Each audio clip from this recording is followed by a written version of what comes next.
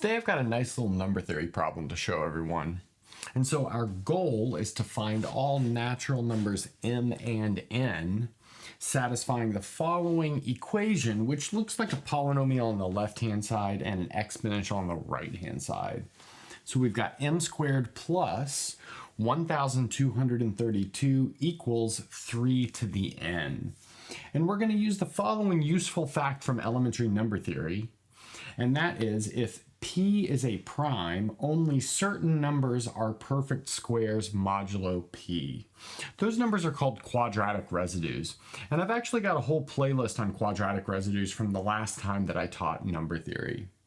Okay, so let's maybe do the first standard thing when looking at a problem like this, and that would be to take the number that is like playing a big role here, in this case 1,232, and factor it into primes.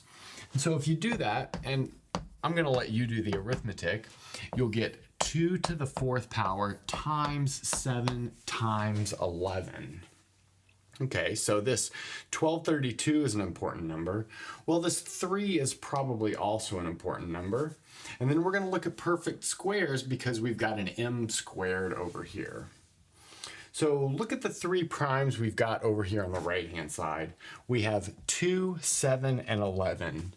Well, when you're talking about perfect squares, reducing mod 2 is not super helpful. And that's because everything is a perfect square mod 2. So we'll probably want to reduce mod 7 or 11 to get an idea for the possible values of n. So let's do that. So the first thing that I'll do is make a list of x and then x squared mod 7. Just to get an idea of what the perfect squares mod 7 are. Okay, so we'll do 0, 1, 2, 3, 4, 5, 6. Okay, so 0 squared is obviously 0, 1 squared is 1, 2 squared is 4. 3 squared, well that's going to be 9, but if we reduce 9 mod 7, we get 2. 4 squared is 16, but if we reduce 16 mod 7, we also get 2 because 16 is 2 more than 14. And then 5 squared will be, let's see, 25, but 25 is 4 more than 21, so that is 4, and then 6 will be 1. We can see that super quickly because 6 is negative 1 mod 7, and then negative 1 squared is kind of obviously positive 1. Now maybe in parallel, let's look at the powers of 3 mod 7. So I'll say y, and then 3 to the y mod 7. So let's make a chart for that as well. Now notice I've only gone out to 5 in my chart because in fact I know that 3 to the 6 is the same thing as 3 to the 7 minus 1, and by Fermat's theorem we know that's congruent to 1 mod 7, so we don't really need to go further than that. So just to kind of reiterate what's happening more generally, if your base is being calculated mod n, then your exponent is being calculated mod phi of n, where that's Euler's totient function. But phi of a prime number is just that prime number minus 1. Okay, anyway, let's get to this. 3 to the 0 is 1. 3 to the 1 is 3. 3 squared is 9. But like in our previous calculation, 9 is the same thing as 2. 3 cubed is 27. Notice 27 is 1 less than 28, and so that makes it 6. 1 less than 28 means it's negative 1, but negative 1 is the same thing as 6. 3 to the 4th is 81. Well, let's see. 81 is 4 more than 77, so that means this thing is 4. And then 3 to the 5th, well, that's 243. But let's use a trick. That's the same thing as 3 to the 4th times 3. So that's the same thing as 3 times 4 mod 7. That's 12 mod 7. In other words, it is 5. Well, notice that we get all of the numbers except for 0. That actually makes 3 something called a primitive root. Again, something you learn in an elementary number theory class. But now what's important to point out is that the only time we get perfect squares on this list of powers of 3 is when the exponent is even. Notice that gives us a 1, a 2, or a 4 mod 7, but those are the only perfect squares. So from that, we immediately see that this n, this exponent here, is even. So let's clean up the board and then we'll attack it using that data. Using a modular arithmetic argument involving quadratic residues and stuff like that, we realized on the last board that this exponent of 3 needed to be even. So that means we can take this purple boxed equation and rewrite it as 3 to the 2k minus m squared is equal to 1,232.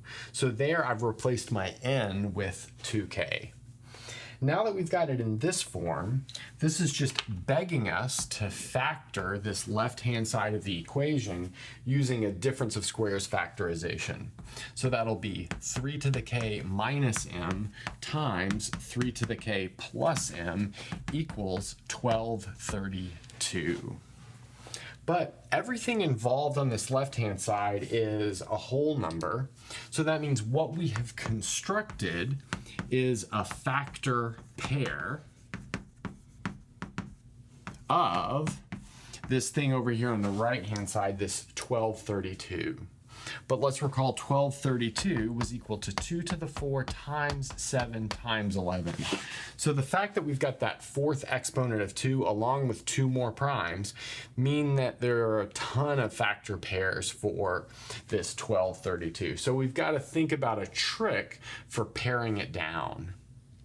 And maybe the thing to notice is that if we sum these two, we'll actually get twice a power of 3. So let's maybe do that. So let's sum these two factor pairs, or this factor pair, and notice that we get 2 times 3 to the k. So that means what we need are factors of 1232 that sum to 2 times 3 to the k for some natural number k. In other words, it's got to be twice a power of 3.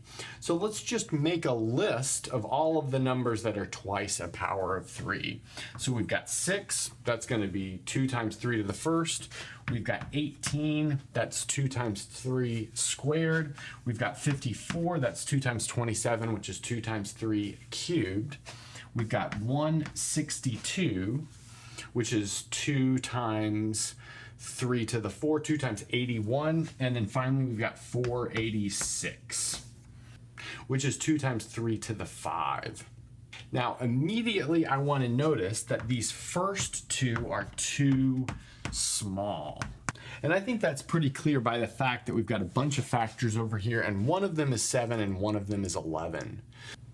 So I think the smallest sum you could get would be evenly distributing these 2's over the 7 and 11. So in other words, it would be something like 28 plus 44, but 28 plus 44 is clearly bigger than 7 times 18. But I think it's pretty clear that if you've got a factor pair of 1232, you're never going to be able to get 7 or 18 out of it. Okay, well let's move on to 486. So let's think about the ways to factor 1232 with numbers that are as large as possible to maybe achieve this 486. Well, one way would be to write 1232 as 2 times something, and in fact it's 2 times 616. But notice if we add 2 and 616, we do not get 486, it's too big. Well, maybe the next way to do it, which would produce the second largest value of the sum, would be 4 times 308, that factorization. But now 4 plus 308 is too small, 486. So I think just by looking at those two cases, we see that this one is not possible. So let's move on to this 162, and we'll notice that 162 works, and that's by taking the factorization of 1232 of 8 times 154. And noticing that 8 plus 154 is 162. So what does that say about these factor pairs? That means that 3 to the k minus m is going to be equal to 8, and 3 to the k plus m will be equal to 154. Okay, so if you play this game, you'll see that k must be equal to 4, which means our original n, which was 2k, will be equal to 8. And then m will be equal to 73. And so that's just from solving this fairly standard system of equations. Okay, so that means that this possibility did yield a solution, which we have over here. And then maybe I'll leave it as homework for you guys to check if this 54 gives us a second solution, or maybe this one is the only solution. And that's a good place to stop.